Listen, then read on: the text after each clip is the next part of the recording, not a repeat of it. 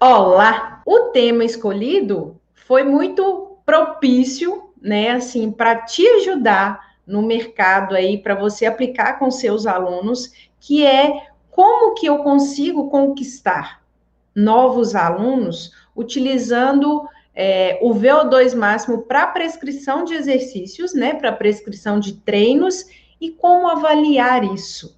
Primeira coisa que a gente precisa pensar.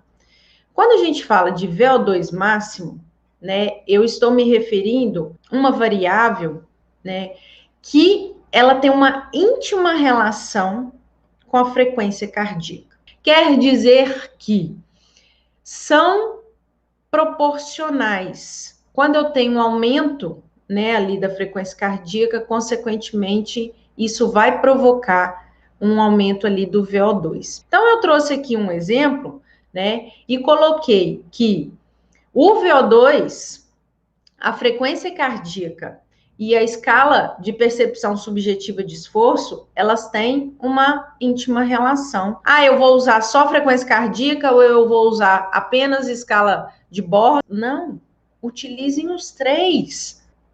E olhe o quanto isso vai mostrar para o seu aluno que você sabe o que você está fazendo. E aí você vai saber explicar para ele o que aconteceu.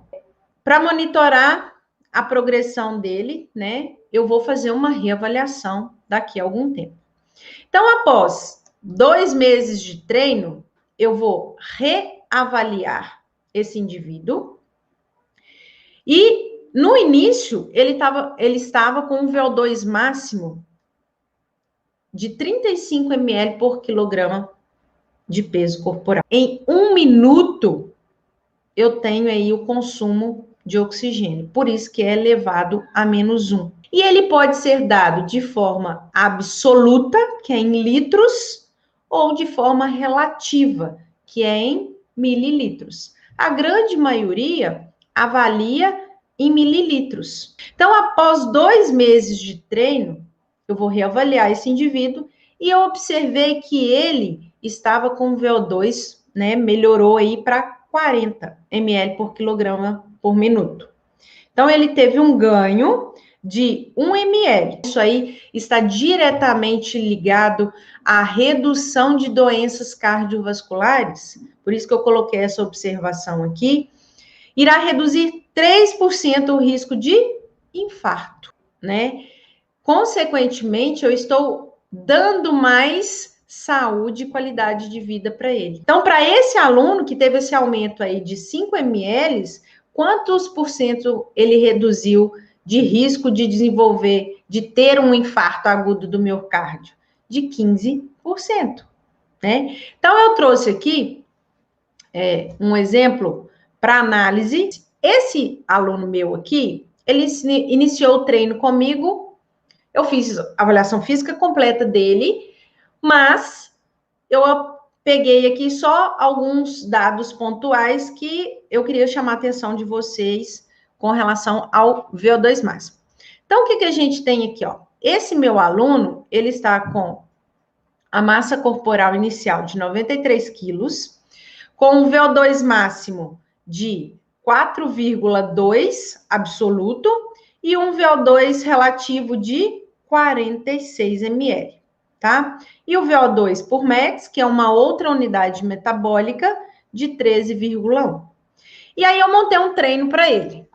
Vamos considerar que eu montei, tá? Eu montei um treino para ele e daqui 2 meses, né, passaram-se 2 meses e eu reavaliei. São informações que você vai passar para ele que sozinho ele não vai conseguir. Então, vejam bem, esse meu aluno, ele então chegou aqui com um VO2 de 4,2. E aí, depois de 2 meses, eu refiz esse teste com ele, de VO2, e ele foi para 4,3 absoluto e 50 relativo, né? E teve um aumento aqui também no VO2 pelo MEDS. Falou assim, ele melhorou. Vou olhar o VO2 aqui relativo. Ele melhorou de quanto? De 46 para 50 ml. E ele perdeu 3 quilos da massa corporal. certo? Esse aluno pode ser que ele fale assim: ah, eu perdi 3 quilos, nossa, já estou me sentindo super bem. E o VO2 aumentou ali. Só que o que acontece? Eu não posso olhar isso isoladamente. Se eu olhar, analisar esse VO2 aqui, 50, de 46 para 50, aparentemente ele teve uma melhora, mas fisiologicamente ele não gerou adaptação. Eu estou falando aqui em emagrecimento. Emagrecimento, gente, é um processo a longo prazo, mas para eu entender, para eu interpretar isso, eu preciso criar esse raciocínio. Então, eu peguei a avaliação dele, vi que o VO2 máximo dele melhorou, vi que a frequência cardíaca dele de repouso diminuiu, vi que ele ganhou massa muscular, que ele perdeu gordura corporal.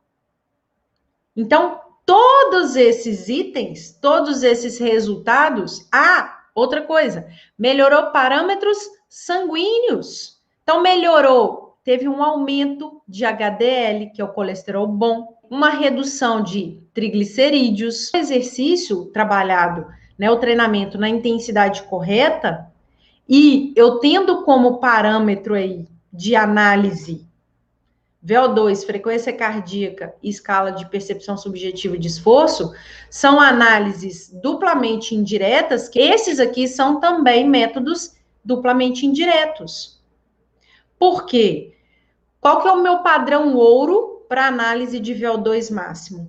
Um analisador de gases, que aí eu vou achar em centros esportivos, em clínicas, em laboratórios de fisiologia do exercício. Eu coloquei aqui essa figura, esse gráfico, que mostra para vocês exatamente essa íntima relação, que é proporcional do VO2 máximo com a frequência cardíaca. Por quê? Porque está relacionado ao aumento do débito cardíaco. Quando eu tenho um aumento do débito cardíaco, consequentemente, isso está relacionado ao aumento do VO2 máximo. E aí eu trouxe aqui essa tabela para fixar ainda mais essa informação. Então, com relação à intensidade, eu tenho relacionado ao VO2 máximo. A 25% do VO2 máximo é considerado uma intensidade leve. Considerado moderado, seria aqui, ó, 65% do VO2 máximo. Quando se trabalha uma intensidade mais alta do VO2 máximo, consequentemente, eu vou priorizar o quê? Metabolismo de carboidratos, porque eu vou ativar aí, recrutar muito mais fibra de contração rápida. Então, eu trouxe aqui um exemplo para ensinar você a calcular o VO2 de treino do seu aluno e a frequência cardíaca também. E eu trouxe também 2 protocolos que você pode utilizar, que são super simples. Imagine o seguinte, uma mulher, 29 anos, 73 quilos. O VO2 máximo dela, avaliado durante um teste, foi de 45 ml. Então, VO2 relativo dela, tá? E aí, o que a gente tem aqui? O VO2 de treino dela a 80%. Então, eu quero encontrar qual vai ser o VO2 dela a 80%. Então, o VO2 de treino dela, eu estou falando aqui de 80%, aí eu volto aqui, ó, ele vai estar entre moderado e intenso. O VO2 de treino dela aqui, eu simplesmente vou jogar na fórmula, tá? Então, eu vou pegar aqui, ó, 3,5, que já existe na fórmula, mais a porcentagem, 0,8, né? Vezes o VO2 máximo dela, que foi encontrado aqui de 45, menos 3,5. Vou fazer essa conta. Então, eu vou chegar à conclusão aqui de que o VO2 de treino dela é de 36,7 ml. Relativo. Eu consigo converter isso aqui para absoluto? Consigo. E olha outra informação bacana que eu trouxe aqui para você. A gente consegue converter o VO2 máximo, a porcentagem de VO2 máximo em percentual de frequência cardíaca. E existe uma diferença para fazer esse cálculo de um indivíduo considerado normotenso, que não tem nenhum problema cardíaco, para um indivíduo cardiopata. Eu posso utilizar também essa fórmula para converter em percentual de frequência cardíaca máxima. E aí, a gente tem a frequência cardíaca de treino, que é uma outra fórmula que a gente usa muito na prática. Muitos profissionais, muitos personal trainers utilizam apenas a frequência cardíaca máxima como preditor de intensidade.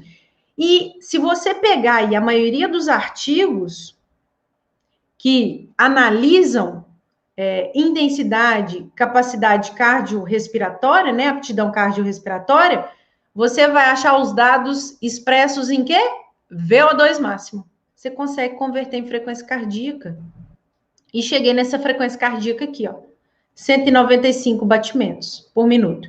Existem testes, né, de protocolos para avaliar de forma indireta, duplamente indireta, o VO2 máximo. E eu consigo calcular o VO2 máximo dele? Claro! Ele vai caminhar durante 12 minutos. E você precisa o quê? Marcar a distância e jogar nessa fórmula. E aí você tem o VO2 relativo dele.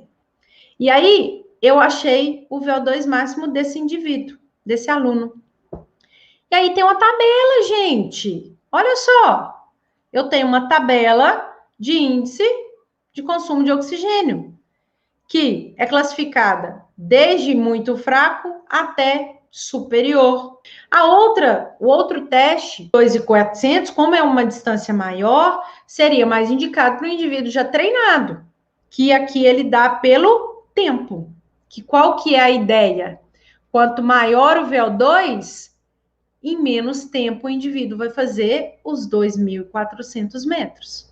A última fórmula que eu trouxe aqui, né, para mostrar essa conversão aí da frequência cardíaca de esforço para o percentual de VO2 máximo, eu trouxe um exemplo. Você precisa apenas da frequência cardíaca máxima, da de repouso e a frequência cardíaca de esforço que você calculou lá com a frequência cardíaca de treino, lembra? E aí, num treino contínuo na esteira, por exemplo, você consegue chegar nisso aqui. Você consegue fazer numa praça, tá? E entregar resultado. E aí, eu pego aqui, então, frequência cardíaca do esforço, só jogo na fórmula. Então, vai ser o percentual de 78%, né? 78% do VO2 máximo, em uma frequência cardíaca de esforço de 170 batimentos por minuto. O que isso proporciona, né, para você, personal trainer, para você que é estudante? A gente precisa raciocinar. Não adianta eu simplesmente reproduzir o que o outro profissional faz. O que ele faz de diferente que ele tem mais alunos do que você? E adianta você fazer igual a ele? Não. Você tem que fazer mais do que ele, tendo esse raciocínio físico integrado. Gente, muito obrigada. Tchau, tchau. Obrigada.